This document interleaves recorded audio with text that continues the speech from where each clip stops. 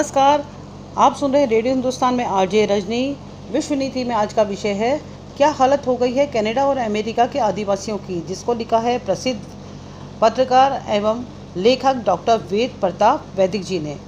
भारत में आदिवासियों को कितना महत्व दिया जाता है, इसे आप इसी तथ्य से समझ सकते हैं कि इस समय भारत की राष्ट्रपति एक आदिवासी, वह भी एक महिला द्रौपदी मुर्मू हैं, और 3 राज्यपाल आज भी आदिवासी हैं। छत्तीसगढ़ की राज्यपाल अनुसुईया उइके, जो कि मूलतः मध्य प्रदेश की हैं, आदिवासियों के लिए कई पहल की हैं।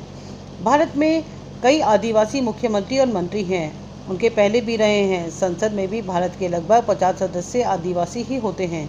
कई विश्वविद्यालयों के उपकुलपति प्रोफेसर भी आदिवासी हैं। भारत के कई डॉक्टर और वकील भी आपको आदिवासी मिल जाएंगे। सरकारी नौकरियों और संसद में उन्हें आरक्षण की भी सुविधा उपलब्ध है। लेकिन आप ज़रा जानें कि अमेरिका और कनाडा के आदिवासियों का क्या हाल है। मैं अपनी युवा अवस्था से इन देशों में पढ़ता और पढ़ाता रहा हूँ। मुझे इनके कई आदिवासी इलाकों में जाने का मौका मिला है।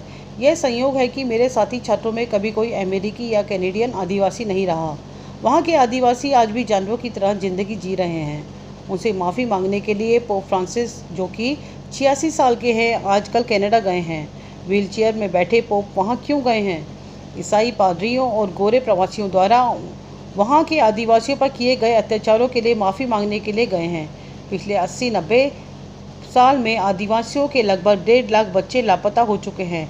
इन बच्चों को उनके घर से जबरन उठाकर ईसाई स्कूलों में भर्ती कर दिया जाता था। उन पर हुए अत्याचारों की कहानी रोंगटे खड़े कर देती है।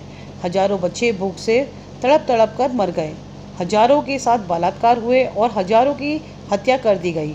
उनके ईसाई स्कूल उनके गांव से इतने दूर बनाए जाते थे कि उनके माँ बाप तक नहीं पहुंच पाते थे। कनाडा सरकार ने जांच आयोग बिठाकर जो तथ्य उजागर किए हैं, उससे पोप मनमाहत हुए और कनाडा जाकर उन आदिवासियों से माफ़ी मांगने का संकल्प लिया। कनाडा के सरकार ने उनके पुनरुद्धार के लिए $40 बिलियन देने की घोषणा की है। अमेरिका और कनाडा के आदिवासियों को रेड इंडियन और इंडियन कहा जाता है। लेकिन ज़रा देखिए कि उन देशों और भारत के आदिवासियों में कितना फ़र्क है। बने रहिए हमारे साथ रेडियो हिंदुस्तान पर। सबको सिखाएं पेड़ लगाएं, सबको सिखाएं जल बचाएं।